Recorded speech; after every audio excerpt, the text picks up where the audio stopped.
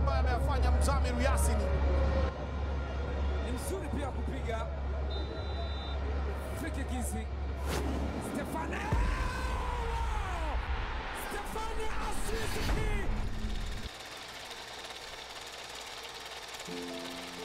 Yule aliyetambulishwa saa 6 usiku ndio ambaye anakuja kuinyanyua safari ya nyota wa Yanga Aziz Ki.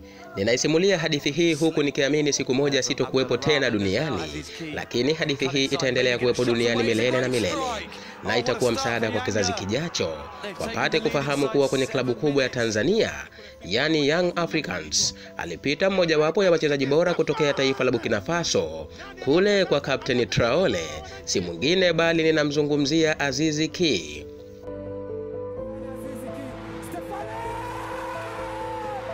Majina yake kamili ni Stefan Aziz Ki na alizaliwa mnamo tarehe 6 mwezi Machi mwaka 1996 katika mji wa Abidjan huko Ivory Coast.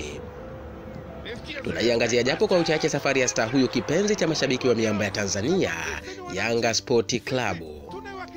Huu ni mwaka 2025 na kwa sasa fundi wa soka Aziz Ki anatimiza umri wa miaka 29 huku akiwa na uraia wa nchi mbili, yani Ivory Coast na Burkina Faso, japo mwenyewe amechagua kuichezea timu ya taifa ya Burkina Faso.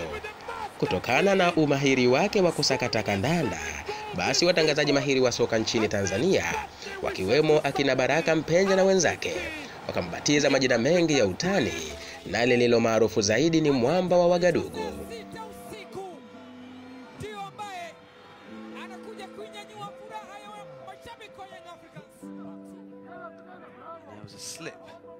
From Abdullah Rahman, and now Aziz Ki can cut inside, maybe get a shot away. It's a great strike.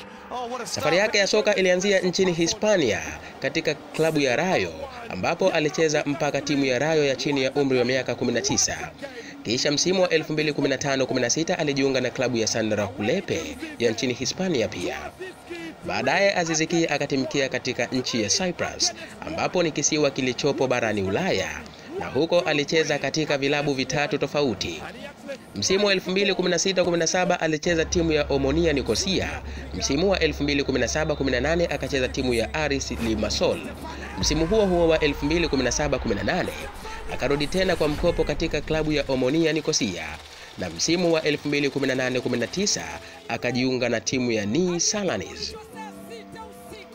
Katika msimu huo huo alirudi Afrika katika klabu ya Afad Jikano ya Ivory Coast, ambapo alicheza hapo mpaka msimu wa 2020-21. Ndipo akajiunga na mabingwa wa kihistoria wa Ivory Coast, ASEC Mimosa. Akacheza hapo mpaka msimu wa 2021-22. Na ilipofika tarehe 15 Julai mwaka 2022 ndipo rasmi Aziz Ki akajiunga na miamba ya soka la Tanzania, klabu ya Yanga Sport Club. Alipojiunga na babe hawa wa Tanzania, Aziz Ki akapata umaarufu mkubwa zaidi kutokana na mamilioni ya watu wanaoifuatilia klabu hiyo yenye historia ndefu kwenye soka la Tanzania. Aziz Ki ameonyesha kiwango kikubwa na kuwa msaada mkubwa kwa mafanikio ya Yanga kwa misimu yote mitatu aliyohudumu klabuni hapo. Msimu wake wa kwanza ambao ni msimu wa 2022-23 aliwezesha timu hiyo kutoa mataji mbalimbali ya ligi ya ndani, na alisaidia Yanga kufika fainali ya kombe la shirikisho barani Afrika kwa mara ya kwanza katika historia ya klabu hiyo. Kwenye msimu wa pili ambao ni 2023-24 Azizi aliendeleza kiwango bora na kuwa mfungaji bora wa ligi, akipachika mabao 21 na asisti 7 na kutoa taji la ligi kuu kwa mara ya pili mfululizo. Na hadi kufikia msimu huu wa 2024-25 ameendelea kuwa bora sana uwanjani, na kwa ujumla tangu amejiunga na Yanga amefunga zaidi ya magoli 39 na asisti 22 katika ligi kuu ya Tanzania bara, akiwa na mabingwa wa kihistoria Young Africans.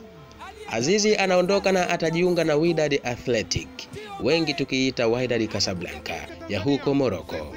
Kila la kheri Aziz Ki.